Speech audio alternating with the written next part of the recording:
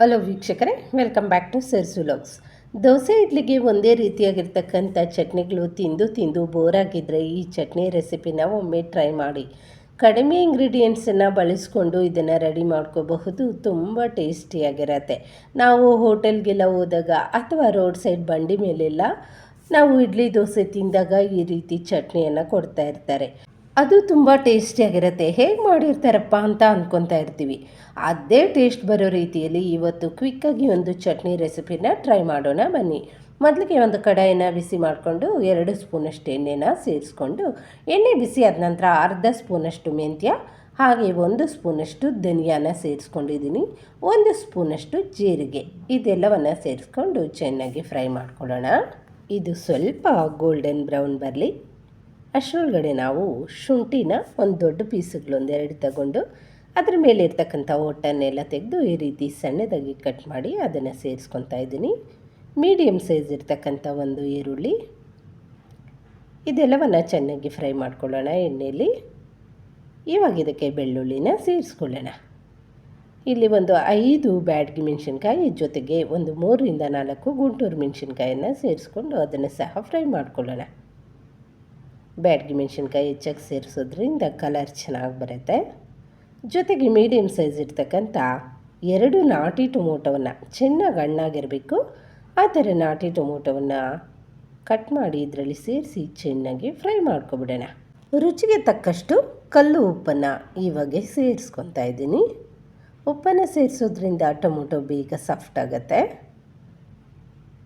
Tomato ಎಲ್ಲ ಚೆನ್ನಾಗಿ soft ಆಗಬೇಕು. ಮುಚ್ಚಳ ಮುಚ್ಚಿ ಸ್ವಲ್ಪ ಹೊತ್ತು ಬೇಯಿಸ್ಕೊಳ್ಳೋಣ. ಇವಾಗ ಟೊಮೊಟೊ ಎಲ್ಲ ಚೆನ್ನಾಗಿ ಬೆಂದಿದೆ ನೋಡಿ. ಈ ರೀತಿ ಸ್ಪೂನಿಂದ ಮುಟ್ಟು ನೋಡಿದಾಗ ಅದು ಸಾಫ್ಟಾಗಿ ಗೊತ್ತಾಗತ್ತೆ. ಇದು ಚೆನ್ನಾಗಿ ಡ್ರೈ ಆಗೋಗಿದೆ. ಇವಾಗ ಇದನ್ನು ತಣ್ಣಗಾಗೋಕ್ಕೆ ಬಿಡೋಣ. ನೋಡ್ತಾ ಇದ್ದೀರಲ್ವಾ, ಈ ರೀತಿ ಆಗಬೇಕು. ಚೆನ್ನಾಗಿ ಬೆಂದು ಹೋಗಬೇಕು ಎಣ್ಣೆಯಲ್ಲಿ ಟೊಮೊಟೊ ಎಲ್ಲ. ಇವಾಗ ಇದು ರೆಡಿಯಾಗಿದೆ. ಇವಾಗ ಒಂದು ಕಡಾಯಿಯನ್ನು ಬಿಸಿ ಮಾಡಿಕೊಂಡು 1 ಸ್ಪೂನಷ್ಟು ಎಣ್ಣೆ, ಅರ್ಧ ಸ್ಪೂನಷ್ಟು ಸಾಸಿವೆ, ಅರ್ಧ ಸ್ಪೂನಷ್ಟು ಜೀರಿಗೆ. ಸಾಸಿವೆ ಜೀರಿಗೆ ಎಣ್ಣೆಯಲ್ಲಿ ಚೆನ್ನಾಗಿ ಫ್ರೈ ಆಗಲಿ. ಇವಾಗ ಇದಕ್ಕೆ ಸ್ವಲ್ಪ ಕಡಲೆಬೇಳೆ ಹಾಗೆ ಉದ್ದಿನಬೇಳೆನ ಸೇರಿಸ್ಕೊಂಡು ಇದನ್ನು ಗೋಲ್ಡನ್ ಬ್ರೌನ್ ಬರೋವರೆಗೂ ಫ್ರೈ ಮಾಡ್ಕೊಳ್ಳೋಣ. ಇವಾಗ ಇದು ಚೆನ್ನಾಗಿ ಫ್ರೈ ಆಗಿದೆ. ಕರಿಬೇವಿನ ಸೊಪ್ಪನ್ನು ಸೇರಿಸ್ಕೊಳ್ಳೋಣ. ಚಟ್ನಿಗೆ ಒಗ್ಗರಣೆಗೆ ಇದನ್ನು ರೆಡಿ ಮಾಡ್ಕೊತಾ ಇದ್ದೀವಿ. ಕರಿಬೇವಿನ ಸೊಪ್ಪು ಸ್ವಲ್ಪ ಫ್ರೈ ಮಾಡ್ಕೊಂಡ ನಂತರ ಇದಕ್ಕೆ ಒಂದು 2ರಿಂದ 3 ಒಣಮೆಣಸಿನ್ಕಾಯಿಯನ್ನು ಸೇರಿಸ್ಕೊಂಡು ಫ್ರೈ ಮಾಡ್ಕೊಬಿಡೋಣ. ಒಗ್ಗರಣೆನೂ ರೆಡಿ ಆಯಿತು. ಲಾಸ್ಟಲ್ಲಿ ಇದಕ್ಕೆ ಸ್ವಲ್ಪ ಇಂಗನ್ನು ಸೇರಿಸ್ಕೊಳ್ಳೋಣ. ಒಗ್ಗರಣೆನೂ ರೆಡಿ ಆಯಿತು. ಇವಾಗ ನಾವು ಹುರಿದಿಟ್ಕೊಂಡಿರ್ತಕ್ಕಂಥ ಟೊಮೊಟೊನು ಎಲ್ಲ ತಣ್ಣಗಾಗ್ಬಿಟ್ಟಿರುತ್ತೆ. ಲಾಸ್ಟಲ್ಲಿ ಇದಕ್ಕೆ ಸ್ವಲ್ಪ ಹುಣಸೆ ಹಣ್ಣನ್ನು ಸೇರಿಸ್ಕೊಂಡು ಇದನ್ನು ಮಿಕ್ಸಿಗೆ ಹಾಕಿ ರುಬ್ಕೊಬಂದ್ಬಿಡೋಣ. ಚಟ್ನಿನೂ ರೆಡಿ ಆಯಿತು. ಇಷ್ಟು ಚೆನ್ನಾಗಿದೆ ನೋಡ್ತಾ ಇದ್ದೀರಲ್ವಾ. ಸೂಪರಾಗಿರ್ತಕ್ಕಂಥ ಚಟ್ನಿ ರೆಡಿ ಆಯಿತು. ಇದಕ್ಕೆ ನಾವು ಮಾಡಿಟ್ಕೊಂಡಿರ್ತಕ್ಕಂಥ ಒಗ್ಗರಣೆನ ಸೇರಿಸ್ಕೊಬಿಡೋಣ. ಚಟ್ನಿಗೆ ಒಗ್ಗರಣೆ ಕೊಟ್ಟರೆ ತುಂಬ ಟೇಸ್ಟ್ ಬರುತ್ತೆ. ಲಾಸ್ಟಲ್ಲಿ ಮರಿದಿರ ಒಗ್ಗರಣೆ ಕೊಡಬೇಕು ಯಾವುದೇ ಚಟ್ನಿ ಮಾಡಲಿ.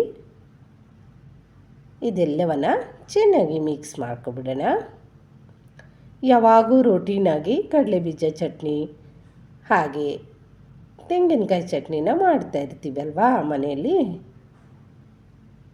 ಈಸಿಯಾಗಿ ಹಾಗೆ ಕಡಿಮೆ ಪದಾರ್ಥಗಳನ್ನು ಬಳಸ್ಕೊಂಡು ಈ ರೀತಿಯ ಚಟ್ನಿನ ಒಮ್ಮೆ ರೆಡಿ ಮಾಡ್ಕೊಳ್ಳಿ. ದೋಸೆ ಇಡ್ಲಿ ಮಾಡಿದಾಗ ತುಂಬ ಟೇಸ್ಟಿಯಾಗಿರತ್ತೆ. ಇಡ್ಲಿ ಅಂತೂ ಸಖತ್ತಾಗಿ ಬಂದಿತ್ತು. ಈ ರೀತಿ ಸಾಫ್ಟಾಗಿರೋ ಇಡ್ಲಿನ ನಾನು ರೇಷನ್ ಅಕ್ಕಿನ ಬಳಸ್ಕೊಂಡು ರೆಡಿ ಮಾಡ್ಕೊಂಡಿದ್ದೀನಿ. ತುಂಬ ಚೆನ್ನಾಗಿ ಬರುತ್ತೆ. ಇದಕ್ಕಂತೂ ಈ ಚಟ್ನಿ ಸಖತ್ತಾಗಿರತ್ತೆ. ಎಲ್ಲರೂ ಇಷ್ಟಪಟ್ಟು ತಿಂತಾರೆ. ನಾವು ಹೋಟೆಲ್ಗೆ ಹೋದಾಗ ಔಟ್ಸೈಡ್ ಏನಾದರೂ ಇಡ್ಲಿ ತಿಂದಾಗ ಈ ರೀತಿ ಚಟ್ನಿನ ಕೊಡ್ತಾ ಇರ್ತಾರೆ. ತುಂಬ ಟೇಸ್ಟಿಯಾಗಿರುತ್ತೆ. ಹೆಂಗಪ್ಪ ಮಾಡಿದ್ದಾರೆ ಅಂತ ಅಂದ್ಕೊತಾ ಇರ್ತೀವಲ್ವಾ. ಅದೇ ರೀತಿ ಚಟ್ನಿನ ಮನೆಯಲ್ಲಿ ಈಸಿಯಾಗಿ ಹಾಗೆ ಶುದ್ಧವಾಗಿ ರೆಡಿ ಮಾಡ್ಕೋಬಹುದು. ಒಮ್ಮೆ ದೋಸೆ ಇಡ್ಲಿ ಮಾಡಿದಾಗ ನೀವು ಸಹ ಈ ರೀತಿಯ ಚಟ್ನಿನ ಪ್ರಿಪೇರ್ ಮಾಡಿಕೊಂಡು ಹೇಗೆ ಬಂದಿತ್ತು ಅಂತ ಕಮೆಂಟ್ ಮಾಡೋದನ್ನು ಮರಿಬೇಡಿ. ಈ ರೀತಿ ರೇಷನ್ ಅಕ್ಕಿಯಿಂದ ಸಾಫ್ಟಾಗಿರ್ತಕ್ಕಂಥ ಇಡ್ಲಿ ರೆಸಿಪಿ ಬೇಕಾಗಿದ್ದರೆ ಕಮೆಂಟ್ ಮಾಡಿ, ಮುಂದಿನ ವಿಡಿಯೋಲ್ಲಿ ಖಂಡಿತ ಮಾಡಿ ತೋರಿಸ್ತೀನಿ. ಇಡ್ಲಿ ಅಂತೂ ಸಖತ್ತು ಸಾಫ್ಟಾಗಿ ಬಂದಿತ್ತು, ಪ್ರತಿಯೊಬ್ಬರಿಗೂ ಇಷ್ಟ ಆಗತ್ತೆ. ಚಿಕ್ಕ ಮಕ್ಕಳಿಂದ ಹಿಡಿದು ಮುದುಕರ ತನಕ ಈ ರೆಸಿಪಿ ಇಷ್ಟಪಡ್ತಾರೆ. ಚಟ್ನಿ ಜೊತೆ ತಿಂತಾಯಿದ್ರೆ ಬಾಯಲ್ಲಿ ಹಾಗೆ ಇಡ್ಲಿ ಕರಗೋಗೋ ರೀತಿ ಇತ್ತು, ಅಷ್ಟೊಂದು ಚೆನ್ನಾಗಿತ್ತು. ಈ ರೀತಿ ಚಟ್ನಿ ಮಾಡಿಕೊಂಡ್ರೆ ದೋಸೆ ಇಡ್ಲಿ ಪೂರಿಗೆ ಮಾತ್ರ ಅಲ್ಲ, ಚಪಾತಿ ವೈಟ್ ರೈಸ್ಗೂ ಸಹ ಸಖತ್ತಾಗಿರುತ್ತೆ.